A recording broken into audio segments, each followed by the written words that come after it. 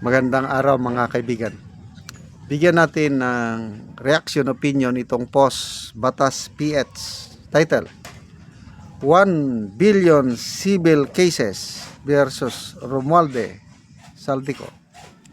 Just in, sabi niya, the 1 billion civil forfeiture cases against former House Speaker Martin Romualdez, former Ako Bicol Party List Representative Saldico, and Quezon City 5th District Representative PM Vargas are set to be filed before the Quezon City Regional Trial Court December 17, kahapon. So, yan po ang title. Caption: Martin Romualdez Saldico to face 1 billion civil forfeiture case. Binasa ko itong mga comments kasi hindi detalyado. Sino ang nagsampa ng kaso? I believe hindi gobyerno. I believe mga private citizens. So, ano ang implication nito? Bakit 1 billion lang ang isinampang kaso? Kasi ang pagkakala ko, kung forfeiture case civil, babawiin yung ari-arian nila in favor of the government. Yun ang pagkakaintindi ko. Bakit 1 billion lang? Di ba? Ilang bilyones ang nawawala. Kung ang pagbabasihan mo yung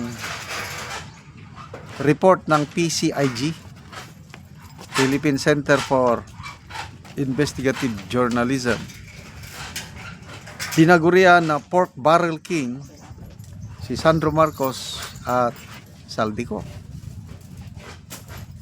14.4 billion ang nakuhang pork barrel ni Romualdez, 15.4 naman si Sandro Marcos. Sa pork barrel lang yan, allocable ang tawag ng PCIG. Wala pang, hindi pa kasama yung mga sinabi ni Orly Gutesa na bilyones na mali-malitang na i-deliver sa dalawang ito. So, di ba parang lugi ang taong bayan sa 1 billion lang na forfeiture case na ito. Luging-lugi. May nabasa akong comments na baka na lang din yan ng mga mastermind para lang masabi na may kaso ng naisampa. So, punta naman tayo sa criminal. Dapat criminal case, yung makulong sana ba? Kasi kung civil case lang, magani. Baliwala sa kanila kahit matalo sila, ibalik ang 1 billion, di balik. Happy pa rin, diba? Dapat yung makulong. Ano na ngayon? December 18 na ngayon. Nasaan na yung pangako ng Marcos admin na may magpapasko sa kulungan? Mismo na may nabasa akong post, sabi ng Pangulo is may magpapasko sa kulungan.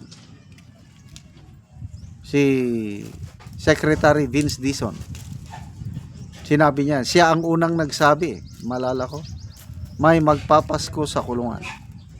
Sinigundaan naman ni Ombudsman Boying Rimulya, may date pa nga kay Boying Rimulya, December 15. Ngayon December 18 na. Kaya siningil siya ni Miss Karen Davila. December 15 na. Bakit wala pang nakulong? Ang ganda yung sagot ng ombudsman. Relax lang kayo. Darating tayo dyan.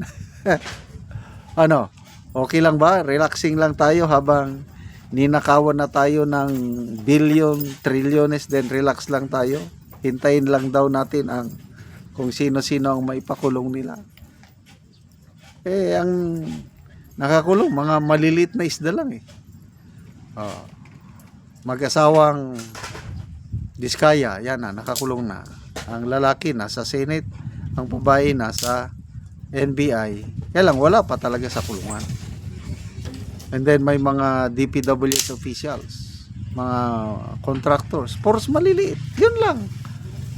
Oh, happy na ba kayo na ang nakakulong lang si Diskaya, mga other contractors, DPWH? May hustisya na ba? Yung nawawalang pera natin na bilyones o trillions? To me, wala. Saldi ko lang ang kanilang may pagmamalaki na nakasuhan na, may warrant of arrest na. Kaya lang, tinatawanan sila ni Saldico dahil hindi na nila mahagilap nasaan si Saldico. Kaya tignan mo, hirap na sila to a point ng Secretary of Interior and Local Government humihingi na ng tulong sa mga OFWs. Pag makita ninyo si Saldico, please lang picturean nyo at i-post kaagad para malaman namin kung nasaan siya. Kaya ang response ng karamihan trabaho nyo yan, gamitin nyo ang inyong mga intelligence, confidential funds, hindi na namin trabaho yan. Mga ibang OFW, hindi ko pipicturean si Saldico. Tago ko pa dahil gusto ko pa yung tingnan nyo, Saldico, di ba tahimik na ngayon? After yung mga expose niya, biglang tumahimik. Nasaan na ngayon? Wala, nandun na.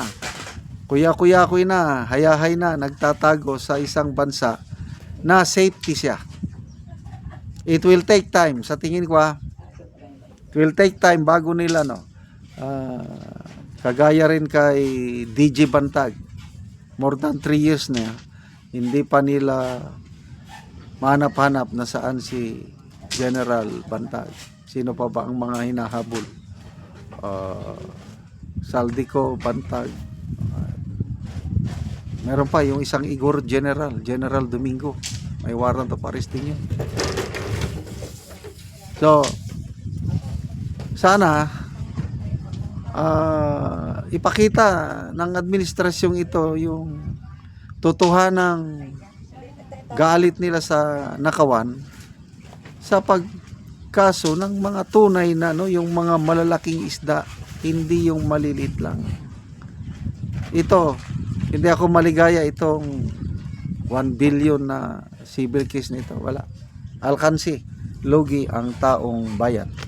Salamat mga kaibigan sa inyong pagsubaybay sa ating channel. Nakakatulong kayo na malaki sa tribong Talandig ng Bukidnon dahil ang income natin sa channel na ito is pantulong sa tribo. Namimigay tayo ng libreng yero at pako para makapagpatayo sila ng mas maayos na tirahan. Panoorin nyo ang video na ito. Kulang na tagaan og yero.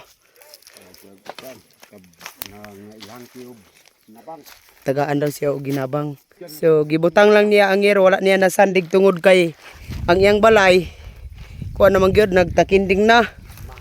Akso na gyud siya og tumba. So muni ang ilang gipuy-an sa iyang mga anak. So 7 sila ani nga nagluon. So muna ni ang itsura sa ilang balay. Nga kawayan lang in taon ang atop. So mga lata na gid kaayo ang atop nila. Makita nato nga kuha na gid kaayo ang ilang gipuy-an nga payag. So mga sako lang ang dingding. Muna ni ang palibot sa ilang balay. Makita gid nato ang balay nga luoy na gid kayo ang ilang pagpuyo. So muna ni ang pagpuyo ilang angkol. So ang ilang mga atop mga gabok na gid kayo ang kawayan na ilang atop. So muna ni ang ilang pagpuyo. Mga kaldero nila, ilang dingding nga mga sako.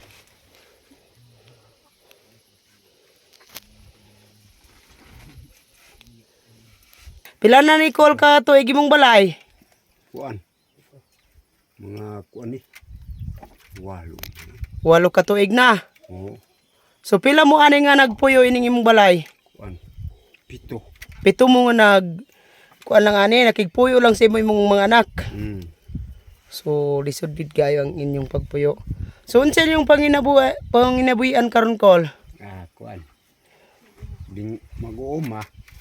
So mga mais lang binggala inyong pagkaon. mais bunggala. Kay naa naman mo diri nga lisod ng area ang inyong pagpuyo. Kay mga kawayan lang. Naka salamat sa Ginoo, naka hinabang kay Gido ko atop blessing. Tapos salamat si Uncle sa Ginoo sa nagatag daw sa hirong makatop na sila. Sige, Col, salamat.